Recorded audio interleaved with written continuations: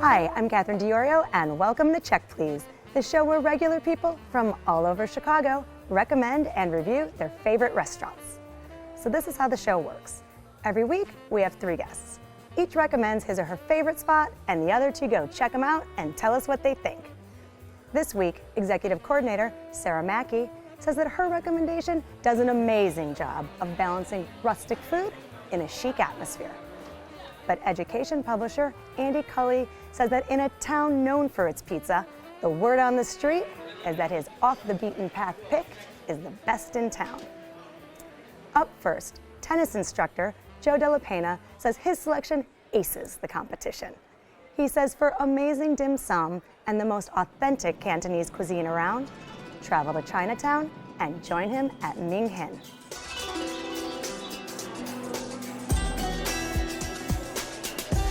Dim sum is an old Cantonese tradition.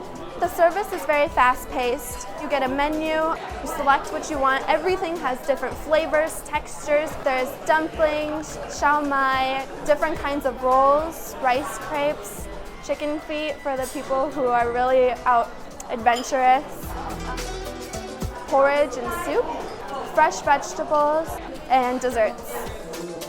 You experience a rainbow of those kinds of foods.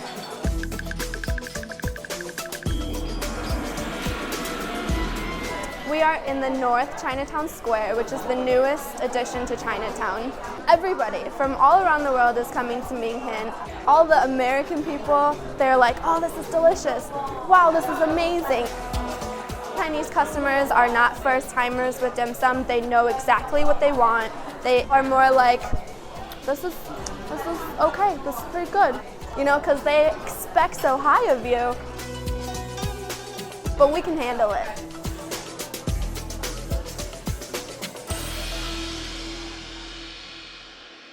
So Joe, you say MingHin is a big win. Tell us why you chose it. Well, I've been to a lot of places in Chinatown. For the most part, you go to Chinatown for like an authentic Chinese experience. MingHin is actually my favorite dim sum. They offer more. They offer lunch and dinner courses as well. But as far as dim sum goes, it's my absolute favorite meal to have in Chinatown. It's small courses that you can share. Dim sum, it means order to your heart. So it's this idea of ordering all these small plates and going with your family and sharing together these different flavors and textures and kind of having this long, leisurely meal together. So what kind of dim sum is on offer? All different dumplings and like shao mai and pastries and things like that. So everything's very traditional. What separates it a little bit is that it's super fresh. You go to some places and it's like the cart that they're pushing around the restaurant, and you don't really know how long the food's been in that cart. Whereas at MingHin, you order fresh to order. At MingHin, the reason they don't do cart service, which some people think that's the very traditional way to go, but usually that is because they don't have as much staff. So it's easier to have a cart going through than having waiters shuttling all the food back and forth. We had like 18 different staff members at our table, and like different people all the time, and we never knew who was what. And sorry, Joe, but I didn't have the best service experience there. So Sarah, so you're saying there was actually too much staff at MingHin? Yeah, well, there were too many different people, and it was like, but wait, like somebody needs to be waiting on us. We got a lot of people, just no one that remembered us or what we ordered. So. Right. Well, Andy, what about your experience? What was it? I had a really good experience. It was a real diverse crowd, old and young, and I thought it had a really good vibe, good energy. My wife thought it had she's all about the great energy, so she said it had a great energy about it. She had a good feeling about it. So, we had a good time. I've been to Singapore a couple times, and I was like, all right, dim sum, I know what it's about. And I was fired up. We went over there with a group of like 5-6 people. We basically took every dim sum dish and sort of ordered 2 of each. Okay. And I think there was probably about 10. They were all sort of a variety of sort of shrimp and pork. And we just went after it. And so the fact that they make it fresh sort of really makes all the difference for me. It was the service was hectic. It's Chinatown, so it's always a little hectic in Chinatown. I go there for that hecticness, that craziness. I love it.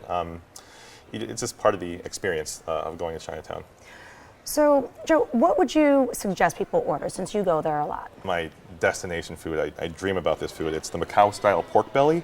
I totally agree. It was amazing. One of the things I like a lot on the dinner menu is a rolled rice noodle in XO sauce. You know, I'm not even sure what XO sauce is. I'm pretty sure it means hugs and kisses because that's what I feel in my belly whenever I eat it. It's so good. So they gave us the dim sum menu. My favorite things on the menu were the buns, any variety of bun there. The steamed bun, the baked bun, the egg yolk bun. What is that creamy called? egg yolk bun? The creamy egg yolk bun. That is good. It was like, I don't know if this is dessert or like an entree or what, but like I want more of this all the time. There were some dishes that I didn't love. Like there was the baby cuttlefish. It wasn't necessarily for me.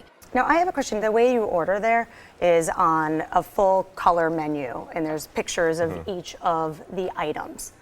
Did you like that or not like that? In the perfect world, you shouldn't have to show pictures on the menu. I loved the picture menu. I was like, this is awesome. And you can see, because then you weren't going to get something that was too like scary or, oh my God, I didn't know that had fangs. You know, like I ordered some things that I wouldn't have ordered had I not seen the picture menu. Like this water chestnut cake, like a pan-fried water chestnut cake. I saw the picture and was like, that looks kind of caramely and good. So Joe, what about the atmosphere there? You know, MingHin's a little bit more modern, I think, than a lot of its like contemporaries in Chinatown. They call it Hong Kong style, so it's a certain like level of decor. It's clean, it's bright, it's airy, it's modern. It's a little bit different than you'd expect in Chinatown. You know, in the restaurant seats, currently 750, and they're adding another 200 seats. Yeah, it's huge. So it's quite a huge. I large didn't realize it was restaurant. that big. We got in sort of a semi-private room in a back corner, and I was sort of like a little bit like, oh, but the cool stuff's happening in the main dining room, and I don't want to sit back See, I was in the main here. dining room. That's why I thought it was cool. Yeah. They have it sort of compartmentalized or laid out really well. Yeah. And it's sleek and modern, like you said. We sort of asked like to go back to the main dining room and like, well, can we sit there? Because we only have a party of 4, and they just kept saying like, it's okay, it's okay. I'm like, no, I want to sit over there. We felt weird. So Joe, the restaurant is located in the mall in Chinatown. Can you kind of talk about that surrounding area? So it's an eclectic area, to say the least. So when you go to Chinatown, you should really make a day of it. What I always do is I go for a meal at one restaurant, walk around, work off some of that meal, and then I go get dessert or bubble tea. So I try and spend a few hours there whenever I can. Well, Joe, you chose MingHin. Can you sum it up for us? Sure. I think MingHin's a authentic experience in the heart of Chinatown Square with a modern and sleek feel. Great. Sarah? Go there and get the buns. And Andy? Great fresh food, perfect for like a group environment. Perfect. You can try the barbecue pork bun and more at MingHin, 2168 South Archer, 312-808-1999. Open for breakfast, lunch, and dinner every day. Reservations are accepted, and the average tab per person without drinks is $20.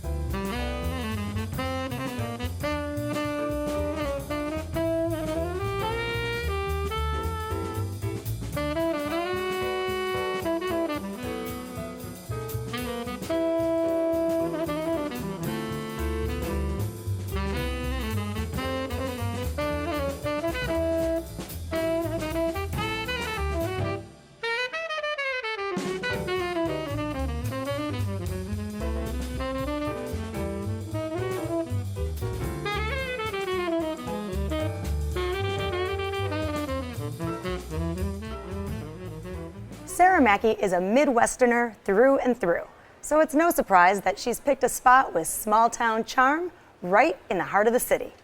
She says for sumptuous cuisine served with a smile, follow her to Chicago Avenue and stop in at Farmhouse. We're not fine dining, we're a tavern first, but we believe in an elevated dining experience. So our staff are trained extremely well in the execution of that, but we hire personalities. And pretty much everything is about where we're from. You know, the beers we serve, the food we source, even the recipes are all inspired by the Midwest, where we are. I get it a lot when people go, oh, you're a farm to table, that's so cool and new. And I'm like, that's not new at all. In this city, you know, a lot of these types of taverns actually had their own back garden where they, you know, picked their own vegetables and stuff way back in the day. And so to us, it's not necessarily a new thing, it's just kind of reviving an old smart thing. This is something that he's wanted to do since he was, knee-high to a grasshopper in Boston. And I always wanted to be the guy who welcomed people in the door. To actually own it yourself, it's just it was such a dream to actually have it come true. Sarah, you say Farmhouse feels like home. Tell us why you chose it. I love Farmhouse. I've always gone there and left with a smile on my face every single visit. I love the decor, I love the atmosphere, I love the energy. The food is solid comfort food. It is Midwestern food done right. It's unpretentious, it's laid back, it's the answer to, I don't know, where should we go to dinner tonight? This is where you should go. What would you tell someone to order there? The cheese curds, for sure. I went the other night and I had a meal of cheese curds, mac and cheese, and fish and chips with French fries. I'm pretty sure that hits all the food categories. That sounds awesome. And everything was great. The pork chop is always great. And it's all well prepared, it's all fresh, and it's all locally sourced, and I love that about it. We went there, I went with my wife, and the service was amazing. Everybody that worked there was really knowledgeable and accommodating and knew the menu up, backwards and forwards. The food for me, I tend to go towards lighter fare. Being a Midwest guy, this is like, the food they made is like right in my grandma's wheelhouse. But cheese curds, are unbelievable. Like, I think I may have gout from that. But I had the Amish chicken, which was really thick and hearty, and you're sort of in food coma immediately. My wife had like a veggie burger, because I think after the cheese curds and everything else, we were just like already waving the white flag. Not like a veggies restaurant. But it was a great vibe. All the berries come from a little farm over in Michigan, and then we homemade the vanilla bean ice cream here, so right on top. The service will keep me coming back. I went with a lifelong buddy of mine I've known my entire life, and our waitress was just like another friend that we've known our entire life. It was phenomenal. Andy, I'm on board with you with the kind of heaviness of it, but we had enough of their delicious cocktails where we forgot about it. Guilt eraser. The cheese curds, it's cheese and it's fried, like that's double win. So I'm on board with that. And then we also had the fish and chips with the super crispy fries, which I love. The pappardelle, like a house-made pasta, which was phenomenal. So Eric Mansavage is the chef there, the executive chef there. He's from Wisconsin originally, so hence I think the reason he knows his cheese curds. But he sources, obviously, keeps continuing to try to develop more and more relationships. So, they really take the sourcing seriously. Sarah, can you describe the decor a little bit? They do kind of a farmhouse theme, where it feels a little bit rustic. It's eclectic, for sure. I love they have these lighting fixtures above the bar, and they're just basically old, sort of rusty lampshades without the cloth, with the Edison light bulb inside, which sucks energy and is probably against their sustainable model. But it's great. State Fair shabby chic, sort of. Right. Yeah. Kitsch without being like Chili's or Bennigan's. It's really cool. Yeah. So, Sarah, who would you bring there? Oh, you bring your mom, bring your dad, bring your cat, bring your aunt. Don't bring your cat. But like seriously, anyone. It's a great place. We went sort of for a date night it was like a Tuesday night, as I recall. It was packed in there on a Tuesday night. It was mostly, I'd say, young, sort of River North folk that were probably after work crowd. And a lot of people, it looks like, go in there just to drink. They recommended 3 or 4 beers, and we went through, I think between the 4 of us, we tried 6 or 7 different beers, all from like Wisconsin and Michigan. And I didn't even know they made beer in Wisconsin and Michigan, and they were all really amazing. Michigan has like a huge craft beer scene. Big scene. And I've got friends that are there, and they are total beer snobs, like of the worst kind, right? Like you cannot bring a Miller Lite to a party. They're just gonna kick you out. But they've been there with me and loved it, and have commented like, this is great, and all their favorites of all the local breweries in Michigan. So yeah, definitely. It will actually tell you how many miles away that beer came from, which is kind of just a nice touch. So Andy, what did you think about the prices?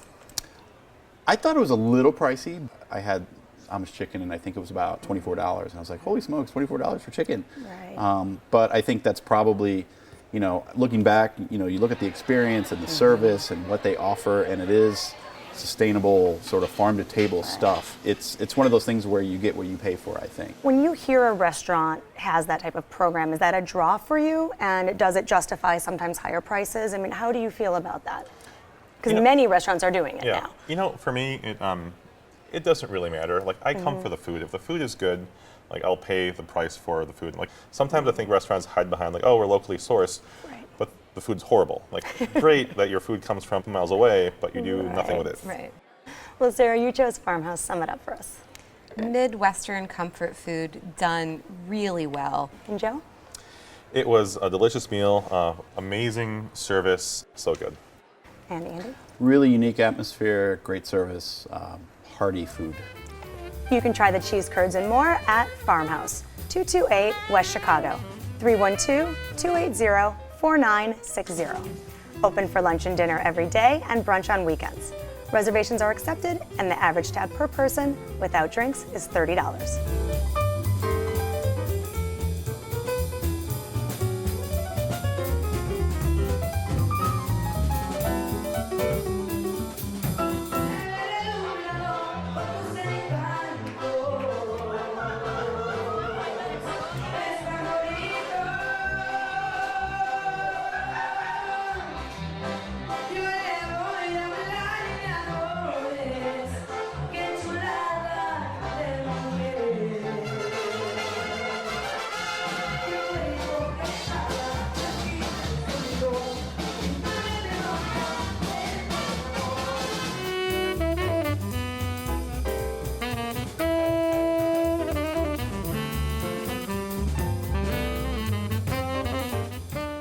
Andy Cully is surrounded by Italian restaurants in his River West neighborhood, but he bypasses them all to taste the best pizza in town. He says that for a meal that will satisfy anyone's burning desire, head on over to Harlem and join him at Forno Rosso.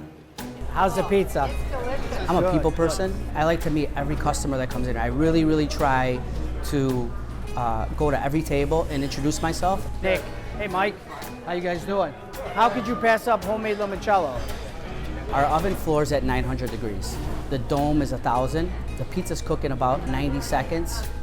The oven is so hot that an extra second more will like burn the pizza. The wood and the flame give it a nice char and it's awesome. We're certified with the VPN, which is an association in Naples, and they make sure that we use a certain product as far as flour, tomatoes, cheese, that all come from the Campania region in Naples, and that we handle our dough properly. There's no secrets in our ingredients. It's salt, water, and yeast, okay? That's all that goes into this dough. It's about how you handle the dough. The proofing, the fermentation, those are the key elements. This is a neighborhood that I grew up in. Being able to do something in my neighborhood and bring people back from all over the city, I think that it's a real compliment to our pizza and our service and our place. Good, I hope you guys enjoy it. Thank you. Yeah, thanks. Andy, you say Forno Rosso is a slice of perfection. Tell us why you chose it. Well, I sort of consider myself a pizza junkie, you know, probably not a good thing for later in life when my cholesterol shoots up.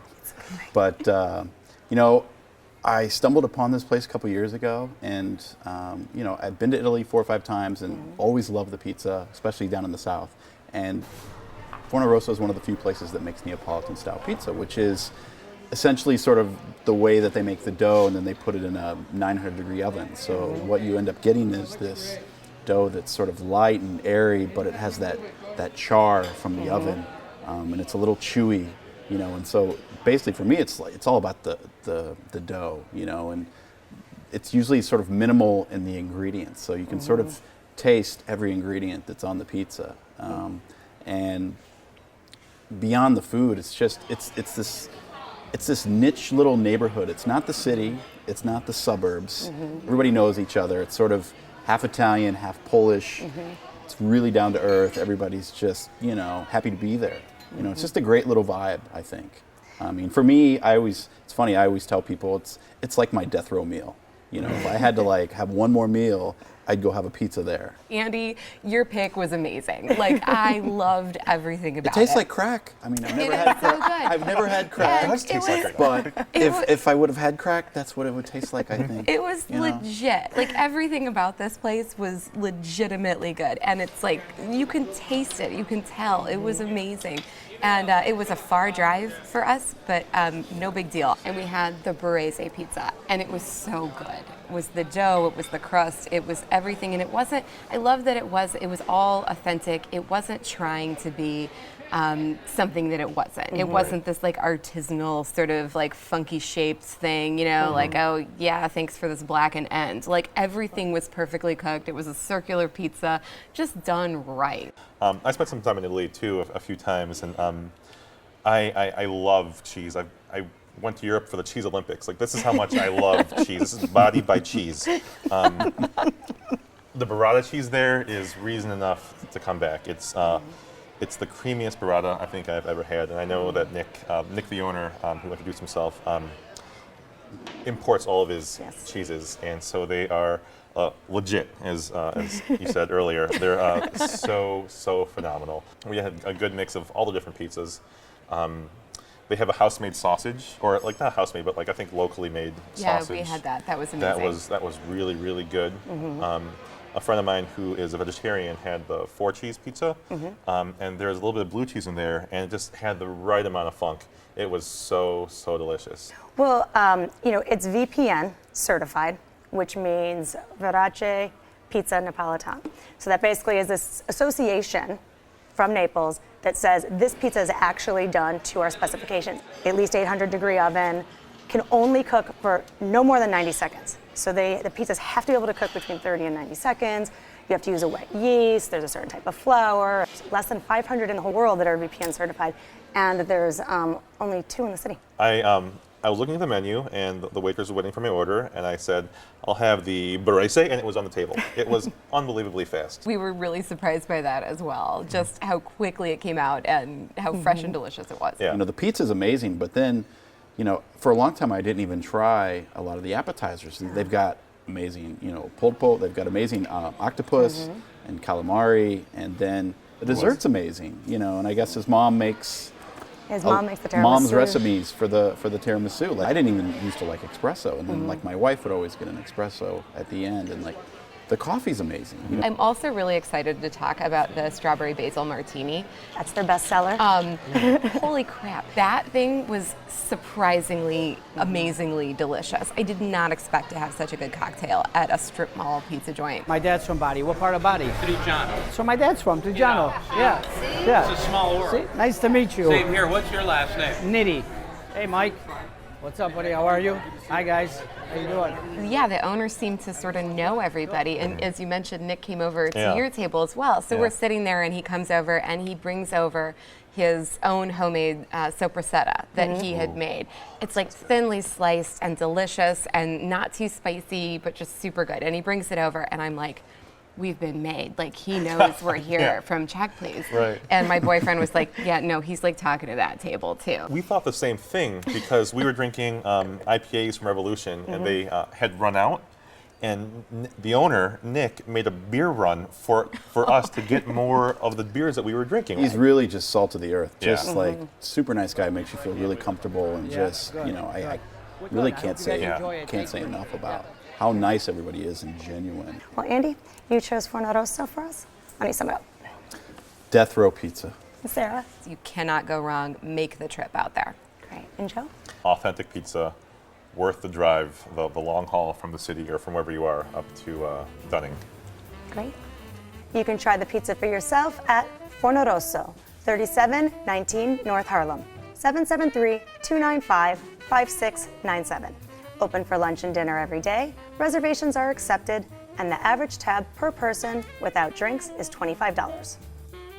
So on this week's show, we featured MingHin on Archer, Farmhouse on Chicago, and Forno Rosso on Harlem. Let's recap what our guests had to say. First, we chugged down to Chinatown and checked out MingHin. Joe recommends it for the freshest dim sum in Chinatown. Andy thought the food was amazing and liked the modern vibe. Sarah had poor service, but thought the buns were delicious.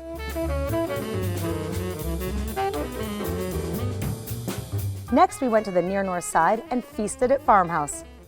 Sarah recommends it for the great atmosphere and Midwestern food done right. Joe thought everything was great from the food to the service. Andy had amazing service, but prefers lighter fare.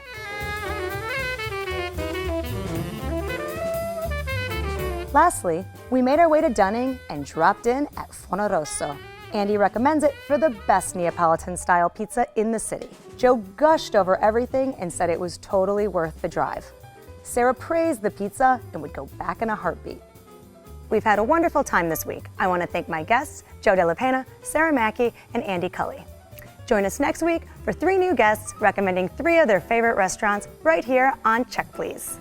I'm Catherine DiOrio, and I'll see you then. Cheers. Thanks, guys.